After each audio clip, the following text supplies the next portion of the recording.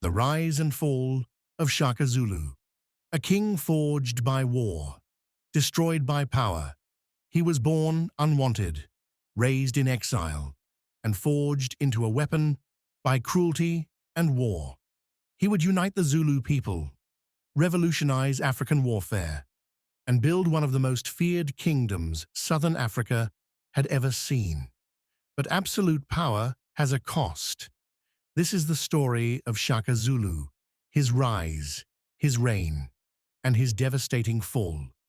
Shaka was born around 1787, the illegitimate son of Senzangakona, a minor Zulu chief, and Nandi, a woman cast aside in shame. From the very beginning, Shaka was marked as an outsider. He and his mother were mocked, beaten, driven from their home. Other children taunted him. Men humiliated him. Survival was not guaranteed, but hardship did something dangerous to the boy. It hardened him.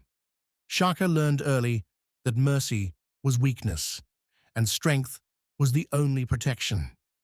In exile, Shaka found refuge among the Mthethwa, ruled by the powerful chief Dingiswayo. Here, Shaka became a soldier. And not just any soldier, a revolutionary. He trained relentlessly. He studied combat. He questioned tradition. Why throw spears from a distance when killing required closeness? Shaka redesigned warfare itself. He introduced the short stabbing spear, the ikalwa. He forced warriors to fight face to face. He turned armies into disciplined killing machines. Under Dingiswayo, Shaka rose quickly, too quickly.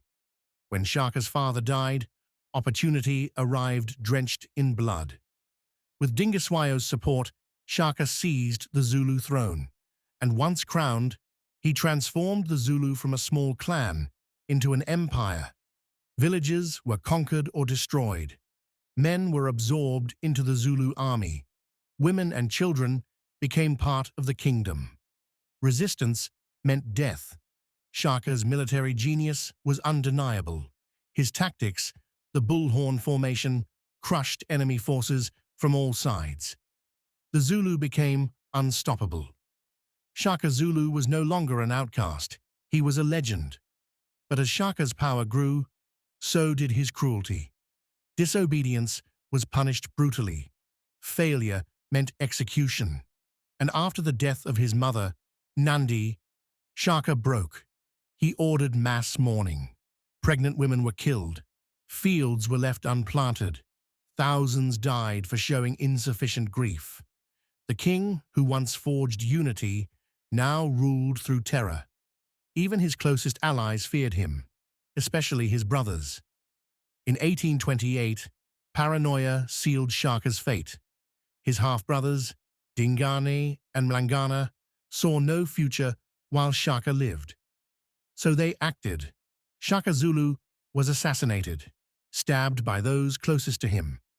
As he died, legend says he whispered a prophecy, that the Zulu would fall to outsiders, not his killers.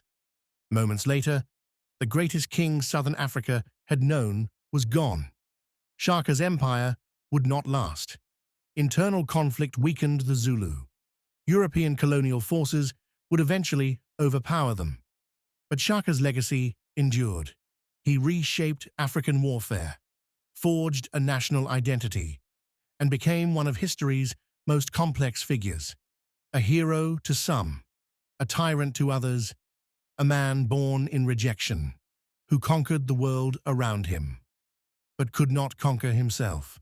The story of Shaka Zulu is not just history. It is a warning. That greatness built on fear will always collapse under its own weight. Power creates empires. Power also destroys them.